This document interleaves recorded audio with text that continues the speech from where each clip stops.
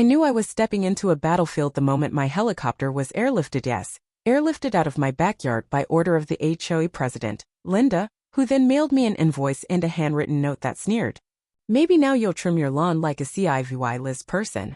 The absurdity hit harder when I realized I'd been 800 miles away on a medevac mission, pulling someone back from the brink of death, while these suburban despots decided my FAA-approved aircraft was a blight on their manicured tranquility.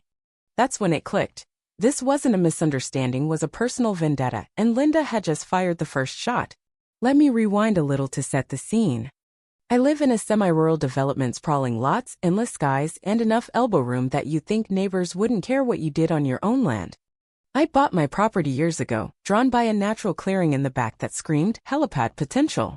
I'm a licensed pilot, ex-military, and now I run freelance medevac and contract flights. That helipad isn't a luxury, it's my lifeline. The FAA greenlit it, the county stamped it, but the local homeowners association? They saw it as a declaration of war. The trouble started small, like a drip before a flood.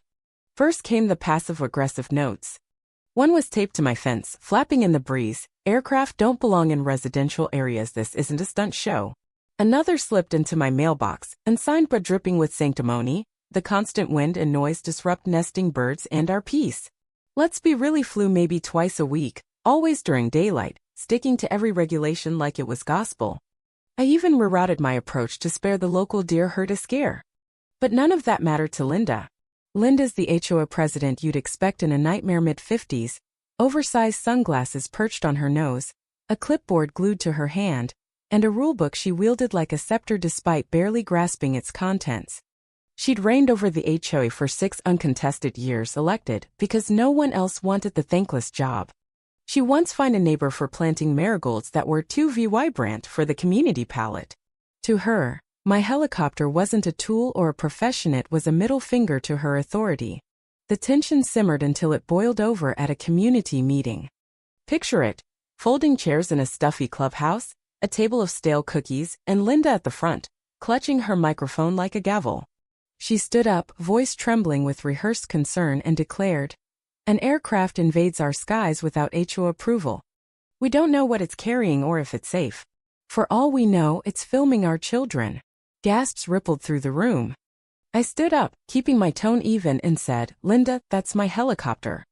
I'm FAA certified, and I've saved 3 lives this year alone with it." She blinked, caught off guard, then snapped, "This neighborhood isn't zoned for your ego." The room went silent, then murmured.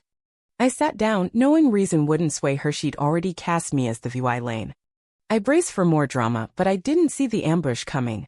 One Friday I was out of town, flying an emergency liver transplant to a hospital 2 states over. A storm delayed my return, so I left the chopper at home, parked neatly on its pad behind the garage with a note on my door listing my emergency contact.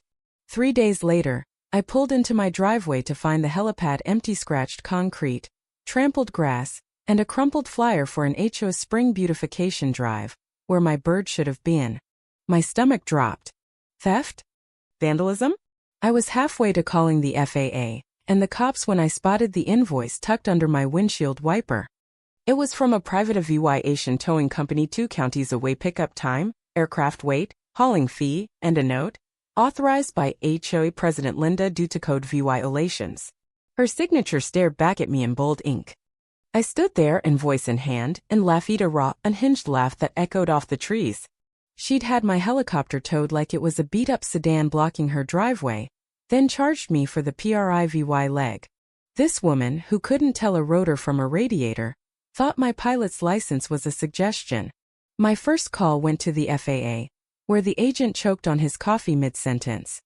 My second was to my cousin Mike, an aviation lawyer with a love for legal loopholes and a temper that flared at injustice. I laid out the saga notes, meeting tone. He went quiet, then said, "She's screwed. Send me the docs." Within an hour he confirmed it. The HOA had no legal standing to remove an aircraft from private property without my consent or federal clearance. It was a violation of property law, and possibly FAA Part 91 rules. "She's waltzed into a federal minefield," Mike said, glee in his voice. "Let's bury her in it." While Mike drafted complaints to the FAA and county commissioner, I set out to reclaim my chopper. The impound lot was a 90-minute drive, a dusty yard run by a company used to snagging crop dusters and training planes. The manager shuffled out, looking sheepish. "We don't usually do this," he muttered, leading me to my helicopter. It sat there, coated in grime, hemmed in by broken lawn chairs and abandoned drones. He showed me the work order and HOA letterhead claiming it was abandoned, and a fire hazard signed by Linda. Seeing my bird treated like junk flipped a switch in me. This wasn't just an annoyance, it was sabotage. Linda wanted to humiliate me, to turn my professionalism into a neighborhood joke. I signed the release, inspected every inch of the aircraft, and flew it home, the hum of the rotor steadying my resolve. As I touched down, I knew she'd underestimated me, and that was her fatal mistake. That night I couldn't sleep. The empty pad haunted me, those tire marks a scar on my property. Every time I closed my eyes I saw Linda's smug grin in that note. This wasn't a spat Anna Marie, it was war. Declared by someone who didn't know the rules she'd shattered. I started plotting. Helicopters are loud, sure, but they're also precise. They can hover, carry loads, drop them. A biodegradable payload, say, farm-fresh manure, could accidentally fertilize an HOA gathering. I grinned at the thought, but first I needed my revenge to be legal and flawless. I scoured Craigslist, Facebook Marketplace, and rural forums, hunting for the perfect tool. I found it. A second-hand manure spreader attachment for agricultural drones, adaptable for my helicopter, a big bucket with a remote dump feature. The seller, a grizzled farmer named Tom, met me at his barn. "Not for crops, I take it?" he asked, smirking through weather teeth. "Special delivery," I replied. He slapped his knee and threw in an extra scoop of compost, saying, "Make it count." By week's end, I had the rig, a flight plan, and a target, the HOA's quarterly outdoor meeting. Linda wouldn't know what hit her. The meeting was set for Saturday, a sunny affair with folding chairs, banners, and a catered lunch. Linda planned to preach about maintaining order in an unstable world. Then I heard a twist. State Senator Grayson was attending, invited by Linda to admire her model community. Dropping manure near a politician could land me in hot water, so I adjusted. I built a cardboard cutout of Linda's sunglasses, clipboard, arms crossed in eternal judgment, and staked it just off the meeting area. The payload would hit that, not the crowd. I spent days testing with sandbags, locking in GPS coordinates, tweaking for wind, and mounting a camera to record it all. This wasn't just revenge, it was theater. Saturday dawned bright and crisp. I watched from a hill as the crowd gathered, residents, guests, reporters, and Linda at the podium, basking in applause. My decoy stood ready, a paper tyrant waiting for justice. I took off, kept my altitude legal, and hovered as Linda's speech began. "For every HOA president who forgot they serve, not rule," I muttered into the cockpit recorder, then hit the release. The bucket word open and the manure arced down, flattening the cutout in a glorious, stinking explosion. Straw and compost burst outward like confetti from a nightmare piñata. Below, chaos reigned, screams toppled chairs, Linda's shriek piercing my headset. Senator Grayson ducked behind a folder. I lingered 10 seconds, letting them see my tail number, then flew home. By the time I landed, Mike was on the phone. "Your VY RAL. Some kid posted it 15,000 VYUs in 20 minutes. They're calling it the drop." The police showed up later, 2 tired officers who'd clearly lost a bet. I showed them my flight plan, footage, and logs. "No crime," one said. "Damn impressive, though." They left with Mike's card. Linda filed a complaint, but it fizzled. By week's end, the HOA voted her out amid her threats of lawsuits and recounts. A Voy Ralvoy Deo remix set to Ride of the Valkyries drowned her out. The neighborhood split. Linda's loyalists, who obsessed over grass height, versus the Free Sky crew, who gave me thumbs-ups.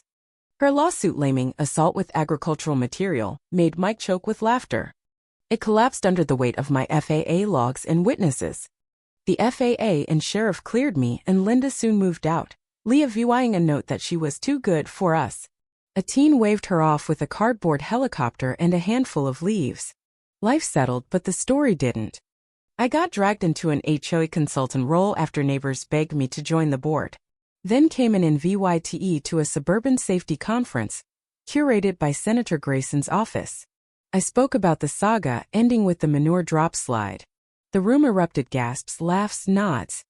I got a standing ovation and consulting offers. The FAA sent a plaque for innovative conflict resolution. Joking? Next time, try glitter. Now my chopper's a local legend, the neighborhood's free, and I've got altitude and a bucket ready for the next Linda.